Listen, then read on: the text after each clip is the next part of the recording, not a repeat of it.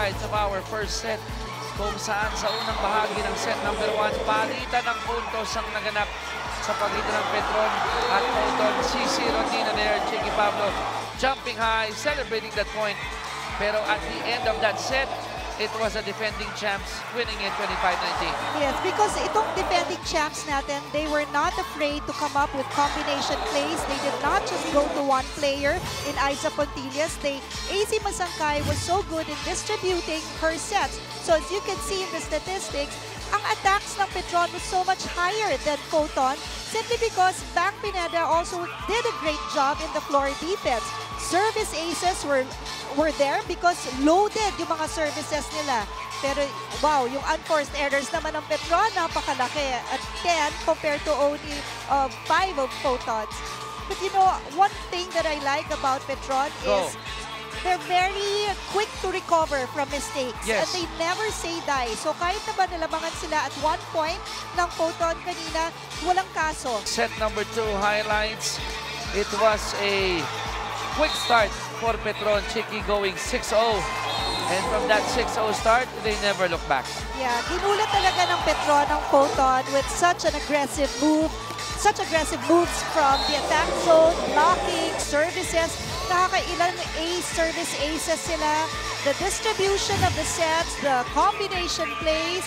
But as you look at your screens, nagkaroon ng malaking adjustments ang Photon because ang attack points, pinantayan nila ang Petron.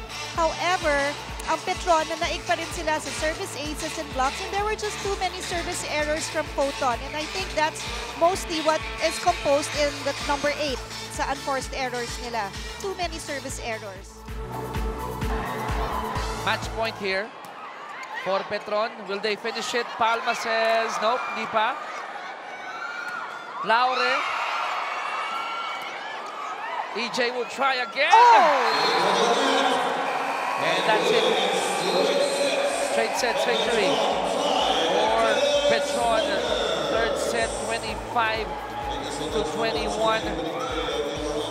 And the defending champions, Chick, they're sending a loud message to everyone dito sa All Filipino Conference. We are ready to defend the crown. That's right. You know, Petron did a good job.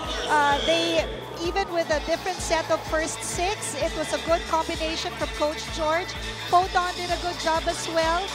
They were answering the hard hits of Petron. Kulang lang sila sa Zone 6, defending Zone 6. And the service errors were the ones that really pulled them down. And Coach George Pascual doing high fives, giving high fives. Look at our his players having fun here. 25-19, 25-17, 25-21.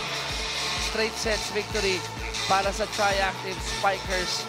But you can't take away anything sa Photon Tornadoes. Ito, kasama na ni Carla ang ating MVP of the match. Go ahead, Carla. We are here with our MVP of the match, Aiza Pontillas with 15 attacks and 1 block.